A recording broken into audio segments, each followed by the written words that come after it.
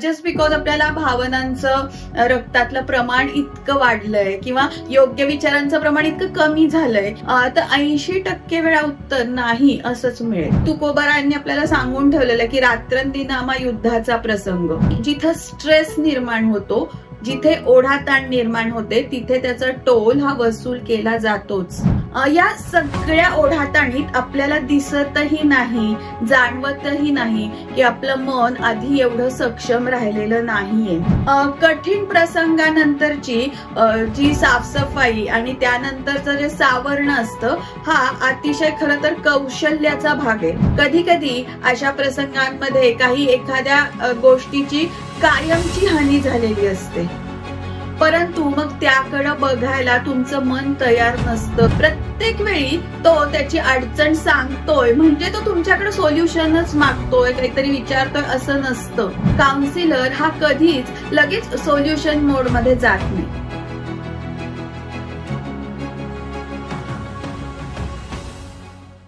हा व्हिडिओ खास त्यांच्यासाठी आहे ज्यांना काउन्सिलिंग हे एक फॅड वाटतं, त्यांना तो मनाचा वीकनेस वाटतो.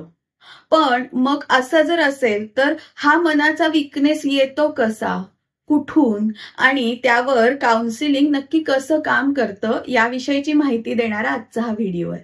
तरी हा व्हिडिओ नक्की शेवटपर्यंत बघत राहा. नमस्कार, मी डॉक्टर वर्षा हरीश देशपांडे, तुम्हा सगळ्यांची डॉक्टर मैत्रीण. आज तुमच्याशी काउन्सिलिंगद्वारे मनाचा वीकनेस कसा घालवायचा या विषयावर गप्पा मारू इच्छिते. तत्पूर्वी माझी तुम्हाला नम्र विनंती आहे की तुम्ही जर अजून माझं चॅनल सबस्क्राईब केलं नसेल तर ते प्लीज सबस्क्राईब करा. आता आपण विषयाकडे वळूयात. आपण जेवढं शरीराला, शारीरिक आरोग्याला महत्व देतो तेवढं आपण मनाला किंवा मनाच्या आरोग्याला महत्व देतो का खरंच? तर 80% वेळा उत्तर नाही असंच मिळेल. जस्ट बिकॉज आपल्याला भावनांचं रक्तातलं प्रमाण इतकं वाढलंय किंवा योग्य विचारांचं प्रमाण इतकं कमी झालंय हे फिजिकली दिसत नाही आपल्याला, याचा अर्थ तिथं समीकरणांमध्ये बदल घडत नाहीत असं नसतं की नाही. उलट या भावभावनांचे, विचारांचे आपल्या बिलीफ सिस्टीमवर खूप खोलवर असे परिणाम होत असतात. शरीरामध्ये आजार हे काही इन्फेक्टिव्ह पॅथॉलॉजीजमुळं, हॉर्मोनल इम्बॅलन्समुळं, शरीरामध्ये एखाद्या अॅनाटॉमिकल ग्रोथमुळं किंवा ऍक्सिडेंट्समुळे वगैरे आपल्याला आजार दिसून येतात, हे आपल्याला माहिती आहे. माणसाच्या मनामध्ये असं काय होतं आणि मन आपलं वीक का बरं होत असेल?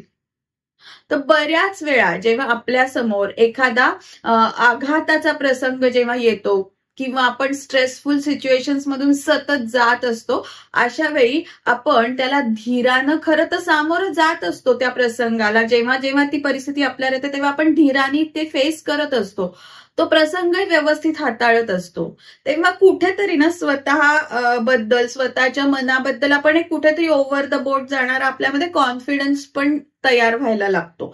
आणि मग तुम्ही जेव्हा एखाद्या ट्रॉमाला, एखाद्या आघाताला सामोरे गेलेले असतात तेव्हा खरं तर तो प्रसंग आपल्यासाठी किंवा त्या व्यक्तीसाठी युद्धासारखाच असतो. तुम्ही तो तशा पद्धतीनेच फेस केलेला असतो. तुकोबारायांनी आपल्याला सांगून ठेवलेलं की रात्रंदिनामा युद्धाचा प्रसंग. आणि युद्धामध्ये कमी जास्त प्रमाणात का होईना हानी ही होतच असते. आपण त्या प्रसंगाला कधी मनाच्या माध्यमातून, भावनांच्या माध्यमातून सामोरे गेलेलो असतो, तर कधी बुद्धीच्या माध्यमातून सामोरे गेलेलो असतो. जिथं स्ट्रेस निर्माण होतो, जिथे ओढाताण निर्माण होते, तिथे त्याचा टोल हा वसूल केला जातोच. तुमची जवळजवळ सर्व शक्ती ही तो समर प्रसंग व्यवस्थित निभावून नेण्यामध्ये खर्च झालेली असते. त्यामुळे मनाला झालेल्या जखमा, बुद्धीवर आलेला डेंट, शरीराची झालेली झीज या गोष्टीकडे बघण्याची आपल्यामध्ये ताकदच राहत नाही. आणि यात सगळ्यात वाईट म्हणजे त्यामुळं स्वतःबद्दलची सेन्सिटिव्हिटी सुद्धा त्याच्यामुळं कमी व्हायला लागते. आणि मग आपण या युद्ध प्रसंगात बऱ्याच गोष्टी गमावलेल्या आहेत आणि आता आपल्याला या गोष्टी सावरून घ्यायच्यात. हे आपल्या लक्षातच येत नाही. आपण फक्त एक सारवासारव करायला लागतो की त्यावेळेला मी अशा प्रसंगातून गेले, मग मी अशी वागले, किंवा त्याच्या बरोबरीने जी आपली हानी झालेली असते त्या गोष्टीबद्दलही आपण खरं तर खूप ओपनली बोलत नाही, किंवा त्या आपल्यालाही कधी कधी समजलेल्या नसतात आणि आपण फक्त सारवासारवच करत राहतो.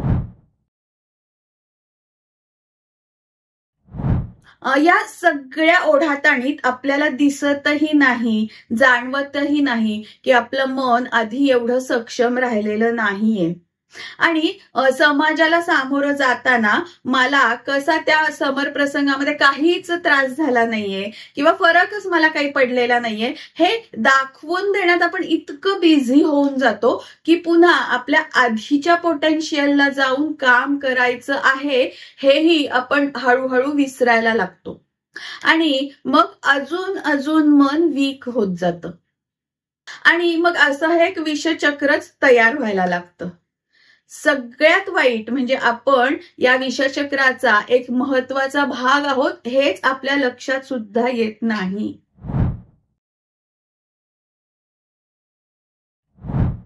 मग काउन्सिलिंग अशा वेळी जेव्हा अशा पद्धतीने मन हळूहळू वीक होत जातं तुम्ही फेस केलेल्या प्रत्येक प्रसंगांमुळं, तर मग त्याच्यामध्ये काउन्सिलिंग तुम्हाला कसं मदत करतं?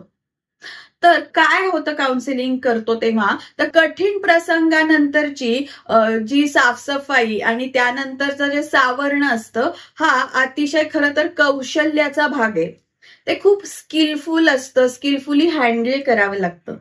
म्हणूनच असं कौशल्य ज्यांनी आत्मसात केलेलं आहे असा काउन्सिलर तुम्हाला इथं उपयोगी ठरू शकतो आणि इथं तुम्हाला काउन्सिलिंग हे मदत निश्चित करतं. सगळ्यात आधी तर काउन्सिलिंग तुम्हाला त्या प्रसंगाकडं त्यातून झालेल्या हानीकडं नुसती एक नजर टाकायला लावतं. कारण बऱ्याच वेळा ठळकपणे युद्धातील हानी तर सोडाच, पण त्या प्रसंगाकडे वळून बघण्याची सुद्धा बऱ्याच जणांची ताकद नसते, इच्छाही नसते. त्यामुळे काउन्सिलर तुम्हाला एक एक पायरी हळूहळू वर चढवत नेतो, त्या प्रसंगाकडे नीट बघायला शिकवतो आणि मग त्यामध्ये जे झालेले आपले लॉस असतात, जी आपली हानी झालेली असते ती हळूहळू पुढच्या व्यक्तीला बघायला शिकवतो. त्या प्रसंगामध्ये काही उगीच अशा अनावश्यक गोष्टी असतात की ज्या आपल्यामध्ये आपण मनाने धरून ठेवलेल्या असतात. तर काही गोष्टी या अशा असतात की ज्या खरं तर आयुष्यासाठी, जीवन नीट जगण्यासाठी गरजेच्या आहेत, पण त्या मात्र आपण कुठल्या तरी भावनेपोटी जाणून बुजून सोडून दिलेल्या असतात. इथं काउन्सिलिंग तुम्हाला नक्की काय सोडून द्यायचं आणि डोळसपणे काय निवडायचं यामध्ये देखील तुम्हाला मदत करतं. कधी कधी अशा प्रसंगांमध्ये काही एखाद्या गोष्टीची कायमची हानी झालेली असते, परंतु मग त्याकडे बघायला तुमचं मन तयार नसतं, तुम्ही डिनायल मध्ये असता, कधी कधी खूप भीती वाटत असते. मग अशा वेळी काउन्सिलिंग अशा लॉसचीही जाणीव करून देतं आणि ती झालेली जखम भरून काढण्यासाठी मदतही करतं, हिलिंग करतं आणि आपल्याला अशाच अनेक युद्ध प्रसंगांना खंबीरपणे सामोरं जाण्यासाठी तयार करतं. हे सगळं घडणं कसं शक्य आहे, तर केवळ काउन्सिलरच्या मनापासून ऐकून घेण्याच्या कौशल्यातून, कसबातून. बऱ्याच वेळा लोक जे असतात ते मित्र, नातेवाईक यांच्याशी बोलत असतात. ते मित्र हे ऐकूनही घेतात आणि लगेचच तो एखाद्या वाईट प्रसंगामध्ये आहे आणि आपल्याला त्याला लगेचच सोल्युशन देऊन आपण त्याला लगेच बाहेर काढू शकतो अशा मनस्थितीतून सोल्युशन मोडमध्ये जाण्याचा प्रयत्न करतात. पण खरं तर इथं त्या व्यक्तीला तुमच्या सोल्युशनची गरजच नसते. प्रत्येक वेळी तो त्याची अडचण सांगतोय म्हणजे तो तुमच्याकडे सोल्युशनच मागतोय, काहीतरी विचारतोय असं नसतं. तर तो त्याचं मन मोकळं करत असतो. त्यावेळी तो ज्या प्रसंगातून गेलेला आहे त्या प्रसंगाचं ओझं फक्त तो हलकं करत असतो. कधी कधी त्याला केवळ त्या प्रसंगी त्याचं मनापासून शांतपणे न बोलता ऐकून घेणारं कोणीतरी हवं असतं. आणि काउन्सिलर हे ऐकण्याचं काम खूप मनापासून करतो. तो केवळ कानाने ऐकत नसतो, तर त्या व्यक्तीचं म्हणणं, त्यात तो ज्या प्रसंगामधून गेलेला आहे तो प्रसंग मनापासून ऐकून घेतो. काउन्सिलर हा कधीच लगेच सोल्युशन मोडमध्ये जात नाही.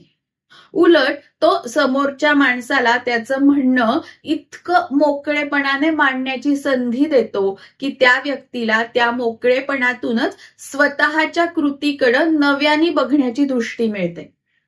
आणि या इन्साइट्स मधून त्याला गोष्टींसाठीचं जे सोल्युशन आहे ते स्वतःला मिळतं, किंवा झालेली जखम ही त्याच्यातून हील होत जाते. आणि अशा पद्धतीने काउन्सिलर हा मनाचा विकनेस किंवा मनाला झालेली जखम हील करत असतो. सो सगळ्यात महत्वाचं काउन्सिलिंगचं जे टूल आहे ते आहे म्हणजे ऍक्टिव्ह लिसनिंग. तसंच काउन्सिलिंग मध्ये वेगवेगळ्या थेरपीज पण असतात, जसं बिहेवियरल थेरपी झालं, प्ले थेरपी असते, आर्ट बेस्ड थेरपी असते, एक्झिस्टेन्शियलिझमच्या वेगवेगळ्या थेरपीज आहेत. तर अशा थेरपीज मधून आपण समोरच्या व्यक्तीला काउन्सिलिंगच्या माध्यमातून खूप चांगल्या पद्धतीने हील करू शकतो. सीबीटी झालं, आरईबीटी झालं, ही फक्त एक वेगवेगळी माध्यमं आहेत की आपण पुढच्या व्यक्तीला, आपल्या क्लायंटला त्याच्यातून काउन्सिलिंगद्वारे हील करू शकतो. मग अशा ह्या ज्या वेगवेगळ्या काउन्सिलिंगच्या पद्धती आहेत, ज्या थेरपीज आहेत, त्या आपण हळूहळू पुढच्या भागांमधून बघणार आहोत. तरी आजचा हा काउन्सिलिंग तुमचं मनाचं हिलिंगला सुरुवात कशी करतो हा भाग तुम्हाला कसा वाटला ते मला नक्की कमेंट करून कळवा. थँक्यू.